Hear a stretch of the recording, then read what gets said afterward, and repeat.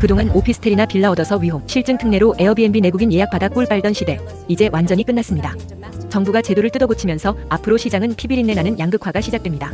어설프게 특례 믿고 들어온 사람들은 28년부터 에어비앤비에서 제외되어 단기 임대 시장으로 쫓겨나게 되고, 반대로 법을 정확히 알고 진짜 치트키를 쥔 사람들은 공실률 0%로 시장을 독식하게 될 겁니다.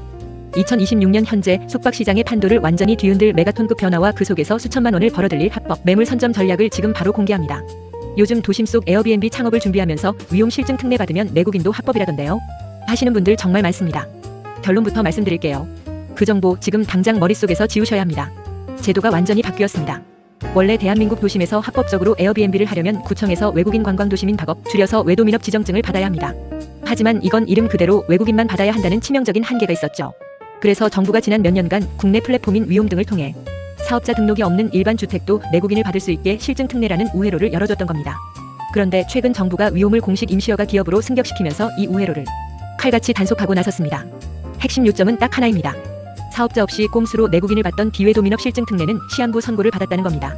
당장 올해 2026년 7월 31일이 지나면 신규 등록 자체가 전면 마감됩니다. 그럼 7월 전에 막차 타면 안전한 거 아니냐? 하실 텐데요. 천만의 말씀입니다. 올해 막차를 타든 기존에 운영을 하고 있었든 상관없이 내후년인 2027년 12월 31일이 되면 이 비외도민업 실증 특례는 시장에서 완전히 소멸, 즉 일몰 종료됩니다. 그럼 내후년부터 이 특례 호스트들은 어떻게 될까요? 에어비앤비 앱에서 1박, 2박짜리 일반 숙박 광고를 올리는 게 원천 차단됩니다. 결국 에어비앤비는 포기하고 33M2 같은 플랫폼으로 넘어가서 일주일이나 2주일 단위로 방을 빼는 단기 임대 시장으로 강제 퇴출당하게 되는 겁니다. 당연히 실증 특례에 대한 메리트가 사라지니 특례를 받으려는 수요는 앞으로 바닥을 치게 될 수밖에 없습니다. 반대로 이 변화가 누군가에게는 인생을 바꿀 역대급 기회가 됩니다. 이제 시장에서 살아남아 합법적으로 에어비앤비 광고를 돌리고 월세의 3배, 4배가 넘는 고수익을 올릴 수 있는 유일한 방법은 무엇일까요? 처음부터 구청의 정식으로 외도민업 허가를 받은 뒤 여기에 임시허가 특례를 결합하는 하이브리드 구조뿐입니다. 이렇게 정식 허가를 받은 매물들은 에어비앤비로 전 세계 외국인 관광객을 싹쓸이하면서 동시에 달력을 연동해 빈 날짜에는 위홈이나 33M2로 국내 출장자나 여행객 같은 내국인 수요까지 완벽하게 흡수할 수 있습니다. 외국인과 내국인을 동시에 받으니 공실률은 드라마틱하게 줄어들고 매출은 폭발하게 되죠. 결국 앞으로 시장의 결론은 명확합니다. 실증 특례 수요는 차갑게 식어버릴 것이고, 반대로 내외국인을 합법적으로 다 받을 수 있는 정식 외도민업 허가 매물은 시장에서 눈을 씻고 찾아봐도 없는 엄청나게 귀한 몸값을 자랑하게 될 겁니다. 그렇다면 우리가 부동산 임장을 갈 때 이 귀하디 귀한 무적의 치트키 매물을 어떻게 찾아내야 할까요? 부동산 중개 관점과 숙박업 관점을 결합한 핵심 체크리스트 5가지를 지금부터 머릿속에 각인시키시기 바랍니다. 첫째, 건축물 대장상 반드시 주택이어야 합니다. 외도민업은 말 그대로 내가 사는 주택을 이용하는 제도입니다. 단독주택, 다가구, 아파트, 다세대 빌라만 가능합니다. 많은 초보분들이 오피스텔이나 근린생활시설을 물어보시는데 이건 법적으로 업무시설이나 상가이기 때문에 외도민업 신청 자체가 원천 불가능합니다. 에어비앤비 1단위 숙박은 꿈도 꿀 수 없죠.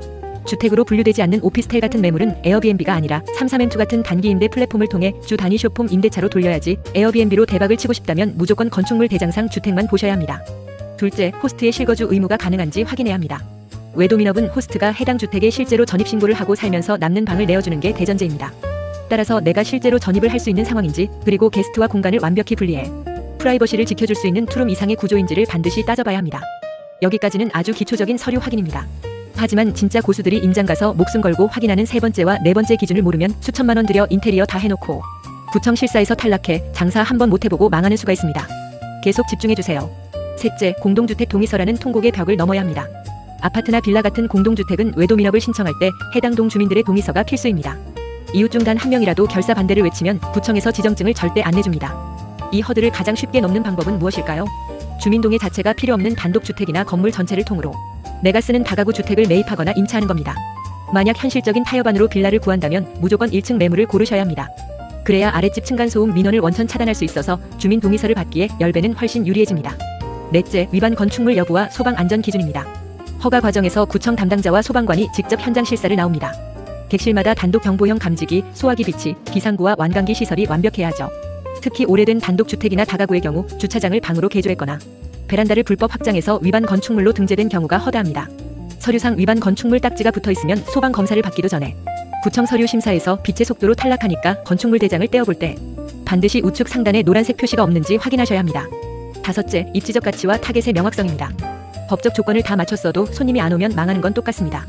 정식 외도민업 허가를 받은 매물은 몸값이 귀한 만큼 그 가치를 극대화할 수 있는 곳에 있어야 합니다.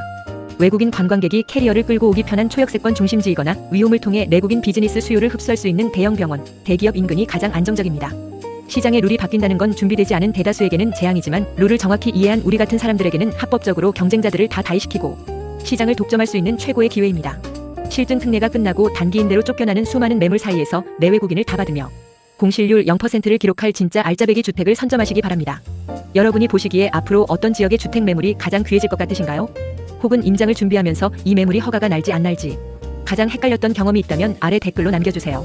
성공한 호스트가 되는 길 함께 고민해드리겠습니다.